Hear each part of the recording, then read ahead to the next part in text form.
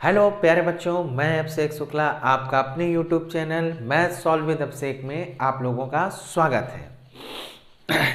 जैसा कि हम लोग 8.1 एक्सरसाइज पहले कंप्लीट कर चुके हैं, आज हम लोग 8.2 एक्सरसाइज कंप्लीट करने से पहले जो उस चैप्टर से संबंधित फॉर्मूले हैं उनको बहुत अच्छी तरह याद करेंगे। देखिए, आज हम लोग आज का वीडियो बहुत ही इंपॉर्टेंट होने वाला है और प्रयास करिएगा कि इस वीडियो को पूरा देखिएगा, ठीक है।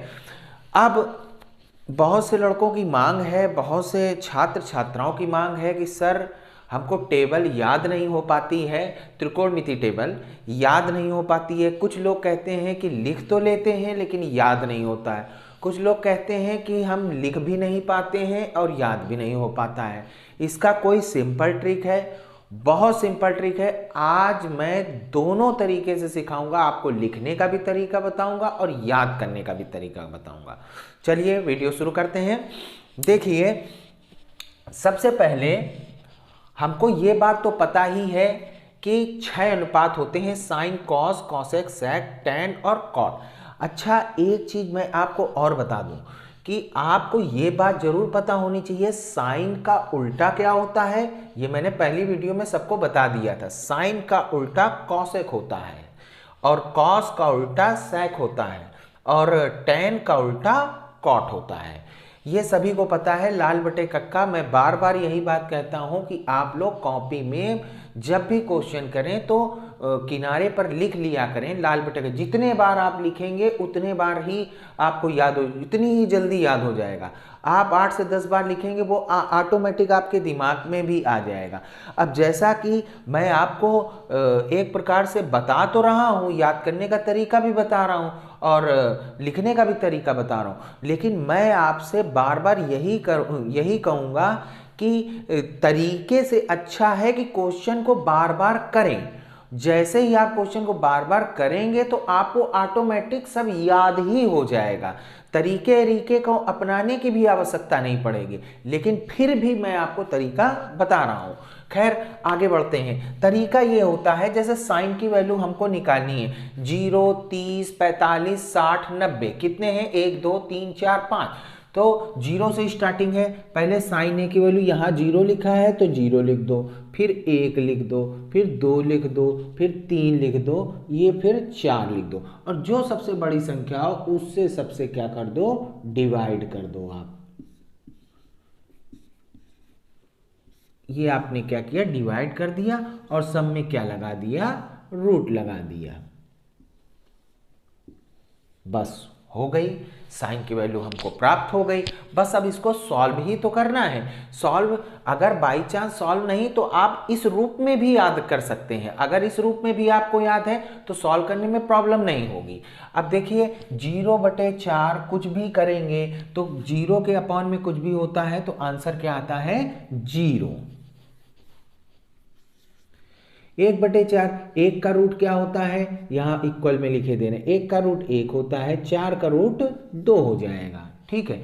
यहाँ 2 से कैंसिल आउट हो गया, 2 1 2, 2 दूनी 4। 1 का रूट क्या होता है, 1 और √2 का कोई रूट ही नहीं होता है तो इसलिए 1/√2। ये क्या लिखा है, 3 का रूट क्या होता है, √3 रहेगा। 4 का रूट क्या होता है, 2, इसलिए इसकी वैल्यू √3/2 हो गई, 45 की हो गई 1/√2। 4 से 4 पूरा पूरा कैंसिल आउट हो गया, 1/1 1 होता है, √1 का मान भी 1 होता है। स्वाभाविक सी बात आपको समझ में आ गया होगा। साइन की वैल्यू क्या हो गई, साइन 0 की वैल्यू 0 हो गई, साइन 30 की वैल्यू 1/2 हो गई, 45 की वैल्यू 1/√2 हो गया, 60 की वैल्यू √3/2 हो गया, 90 की वैल्यू 1 हो गई। अब बस कॉस की वैल्यू लिखने के लिए बस इसका उल्टा लिख दीजिए। पहले क्या लिखेंगे, 1, ये √3/2 यहां पर लिख दीजिए आप। फिर उसके बाद ये आपकी साइन की वैल्यू आ गई, ये आपकी साइन की सारणी थी। अब हम आपको कॉस की सारणी लिखा रहे हैं। कॉस में क्या है, बस उल्टा लिखना है, 1 को यहाँ लिख दीजिए, √3/2 को यहाँ लिख दीजिए और 1/√2 ये वही का वही रहेगा, इसी के नीचे रहेगा, 1/2 यहाँ आ जाएगा और 0 यहाँ आ जाएगा। अब आपके पास कॉस की वैल्यू भी आ गई। अब कॉसेक की वैल्यू, अभी हमने आपको बताया साइन का जस्ट उल्टा क्या होता है, कॉसेक होता है। तो कॉसेक 0 का उल्टा, 0 का उल्टा का मतलब हो गया 1/0। ये चीज ध्यान रखिएगा, 0 का उल्टा क्या होता है, 0 का मतलब होता है 0/1। ठीक, अब इसका उल्टा करेंगे तो क्या आ जाएगा, 1/0। और 1/0 जब भी अपॉन में 0 हो तो उसकी वैल्यू क्या होती है, अनंत।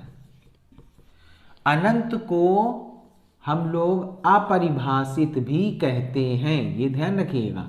अनंत को अपरिभाषित भी कहा जाता है और ये भी लिखा जाता है परिभाषित नहीं,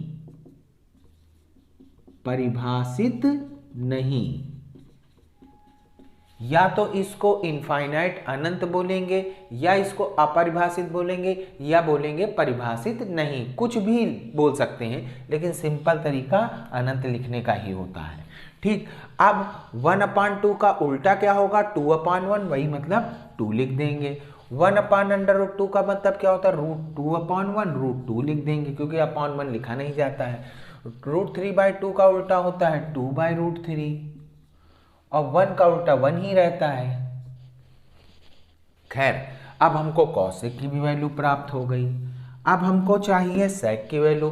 कॉस का उल्टा सेक होता है, तो जो कॉस 1 का उल्टा 1, √3/2 का उल्टा 2/√3, 1/√2 का उल्टा √2, √2/1 √2, 1/2 का उल्टा 2, 0 का उल्टा इनफाइनाइट। ये हमारी सेक की वैल्यू हो गई। अब हमको tan की वैल्यू निकालनी है। tan की वैल्यू होती है साइन अपॉन कॉस। tan की वैल्यू क्या होती है, साइन अपॉन कॉस। ये मैंने पहली वीडियो में आप लोगों को बताया था कि ये बहुत इंपॉर्टेंट फॉर्मूला है, याद कर लीजिएगा।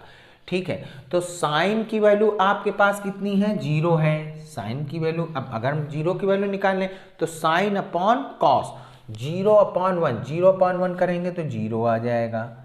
ठीक, 1/2 अपॉन √3/2, जब इन दोनों को अपॉन में करेंगे 1/2 अपॉन √3/2, तो 2 से 2 क्या हो जाएगा, कैंसिल आउट हो जाएगा, तो बचेगा क्या, 1/√3। अब यहां पर 1/√2 अपॉन में 1/√2 करेंगे, 1/√2 अपॉन में 1/√2 करेंगे तो ये पूरा पूरा कैंसिल आउट हो जाएगा, 1 आ जाएगा। ठीक है, अब √3/2 अपॉन में क्या लिखेंगे, 1/2, √3/2 अपॉन में 1/2, तो ये 2 से 2 कैंसिल आउट हो गया, √3/1 बचा, √3/1 का मतलब √3 होता है। अब 1/0, 1/0 की वैल्यू अनंत होती है, इनफाइनाइट। ठीक, अब हमको tan की वैल्यू भी प्राप्त हो गई। अब cot की वैल्यू, जैसे ही tan लिखा है tan का उल्टा cot कर देंगे, यहाँ से बस उल्टा कर देंगे। ये इनफाइनाइट लिखा हुआ है, ये √3 लिखा है, ये 1 लिखा है, ये 1/√3 लिखा है, और ये 0 लिखा हुआ है। ये हमारी टेबल तैयार हो गई। ठीक है, अब कोई भी वैल्यू आप चेक कर लीजिए।